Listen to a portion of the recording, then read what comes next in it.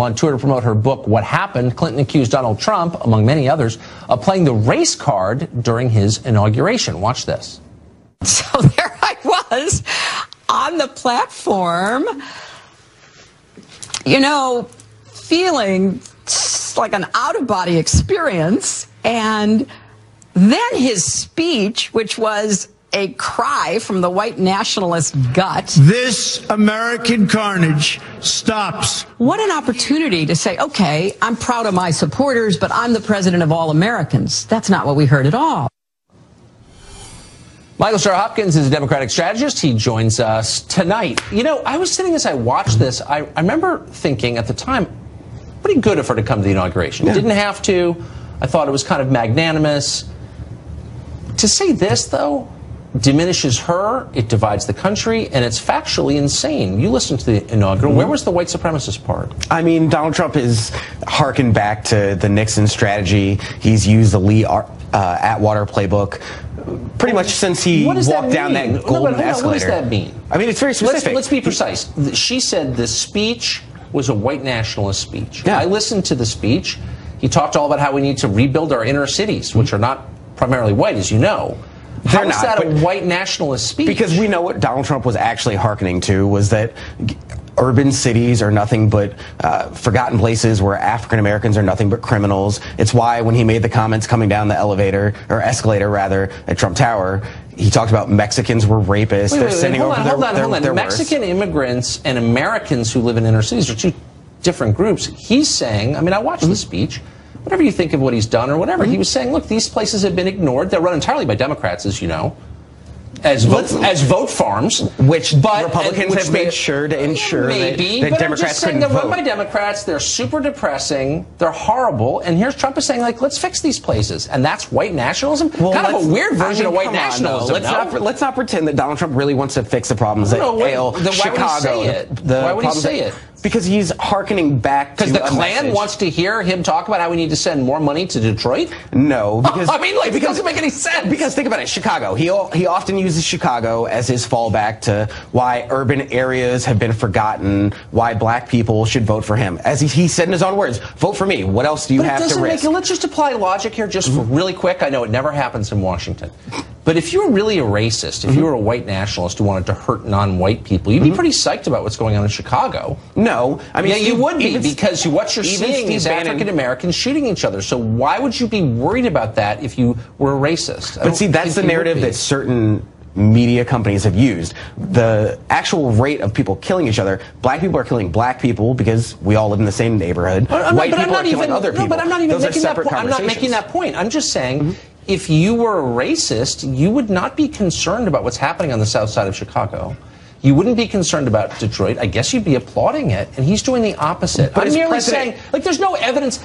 I think she should stop talking this way because there's no evidence that it's true, and it scares the crap out of people. But it is true. Let's look at what Hillary Clinton said during her campaign. She said that Donald Trump was uniquely unqualified. He is. He has not managed to fulfill all the things. She said his temperament was bad. That's all fair. His temperament is bad. Look, that's all fair. Yeah. What I object to is the race stuff, because it leaves permanent scars. It divides us more than we need to be. Here's what she said. Here's what she said in that ludicrous interview with Jane Pauley. She said Trump was successful in referencing nostalgia that would give hope, comfort, and settle grievances for millions of people who are upset about the gains made by others.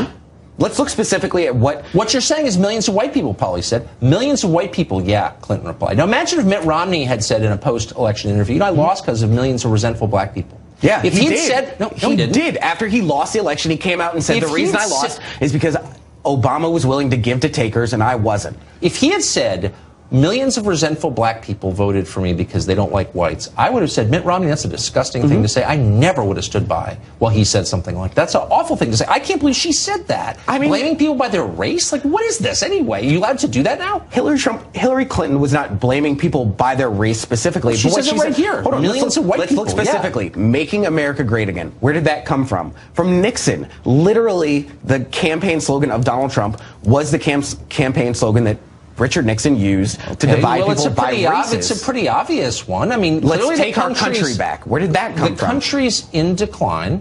Any person awake who's like, I'm in my late 40s, I've lived it.